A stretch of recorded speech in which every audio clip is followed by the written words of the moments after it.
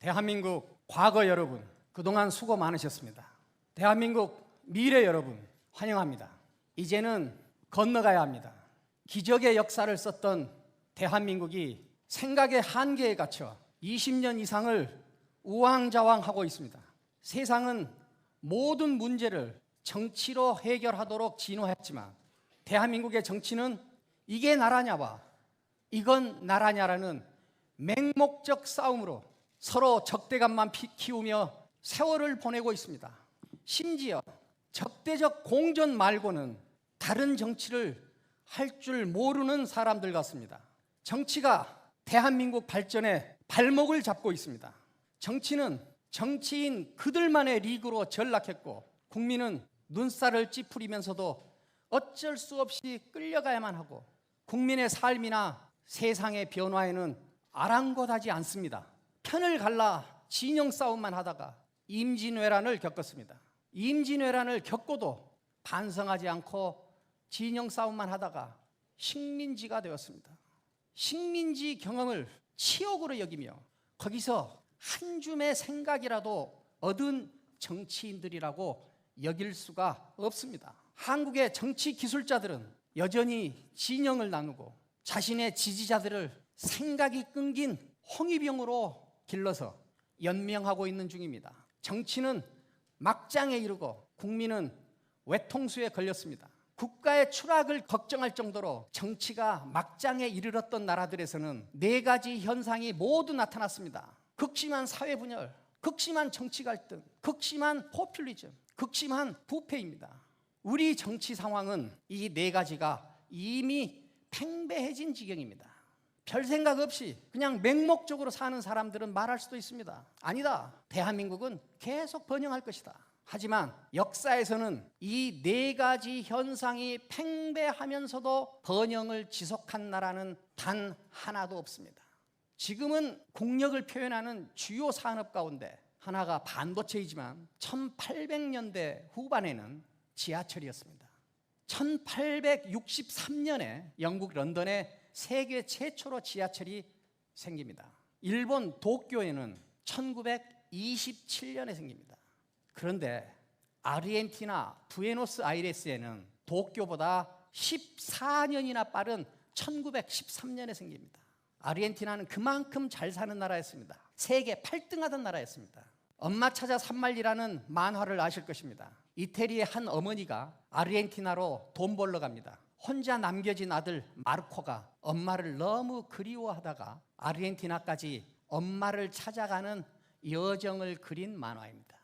당시에는 이태리나 프랑스 사람들이 아르헨티나로 돈 벌러 갔습니다. 아르헨티나가 그만큼 잘 사는 나라였습니다. 그렇던 아르헨티나가 지금 어떻습니까? 몇 년 전에 후진국발 금융위기가 났는데 후진국발 금융위기입니다. 그 발원지가 아르헨티나입니다. 극심한 사회분열, 극심한 정치 갈등, 극심한 포퓰리즘, 극심한 부패로 주저앉았습니다. 우리에게 익숙한 방식으로 도달할 수 있는 가장 높은 단계에 도달한 지금이 우리에게는 도약하느냐 추락하느냐의 경계인 것입니다. 정치가 제대로 작동하지 않으면 추락할 것이고 정치가 제대로 작동하면 도약할 것입니다. 정치는 철학과 함께 태어났습니다. 생년월일이 같습니다. 기원전 6세기 좌우에 시작됩니다. 당시 인간들은 이미 사회를 운영하는 수단으로 주먹을 쓰는 것보다 말로 하는 것이 사회의 건강성과 효율성을 훨씬 더 크게 할 수 있다는 것을 안 것입니다. 정치는 말로 합니다. 말이 말로써 기능을 하는데 필수적인 덕목은 신뢰입니다. 신뢰가 그만큼 중요하기 때문에 신뢰가 지켜질 수 없는 말을 하면 인간으로서는 최소한 부끄러움을 느끼도록 진화했습니다. 그런데 우리 정치에는 수치심이나 부끄러움이 사라졌습니다. 염치가 없습니다. 인간을 동물이 아니라 인간이게 하는 근본적인 덕목을 염치로 보기도 합니다. 염치를 모르면 인간으로서 최소한의 조건도 갖추지 못한 것입니다. 우리는 염치를 모르고 남탓만 하고 거짓말을 밥 먹듯이 하고 내로남불이 일상화된 정치 환경에서 살고 있습니다. 우리 정치 현실이 절망적이라고 할 수밖에 없는 점은 극심한 사회 분열, 극심한 정치 갈등, 극심한 포퓰리즘, 극심한 부패가 제도적인 문제나 정치적 습관에서 비롯된 측면도 있지만 더욱 근본적으로는 인간 자체의 문제까지 내려갔다는 점입니다. 염치를 모르는 지경까지 추락한 정치들이 꾸리는 정치에 우리를 맡겨도 정말 괜찮다고 생각하십니까?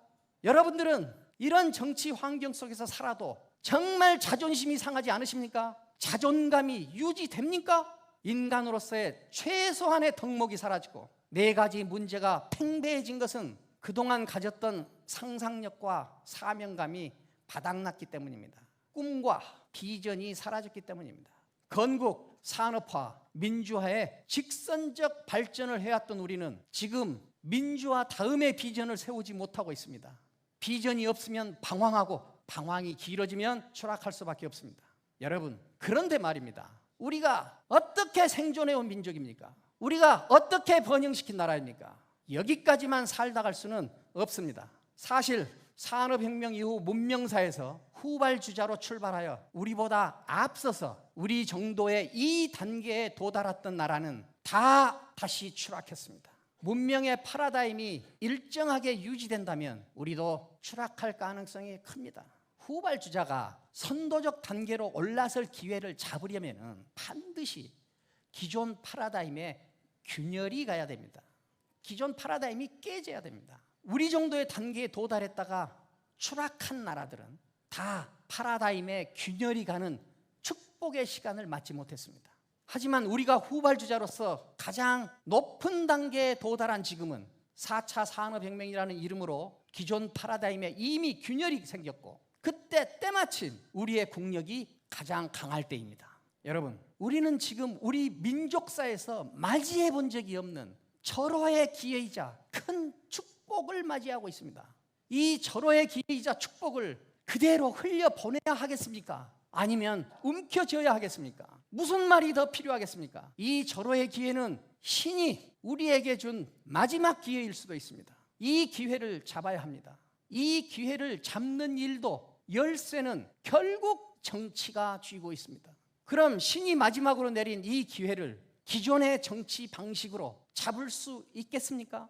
저는 절대 불가능하다고 봅니다. 한국의 희망이 오늘 깃발을 올린 이유는 단 하나입니다. 이 기회를 잡아야 하기 때문입니다. 여러분, 우리가 어떻게 생존해온 민족입니까? 우리가 어떻게 번영시킨 나라입니까? 여기까지만 살다 갈 수는 없습니다. 여기가 우리의 가장 높은 단계에서는 아닙니다.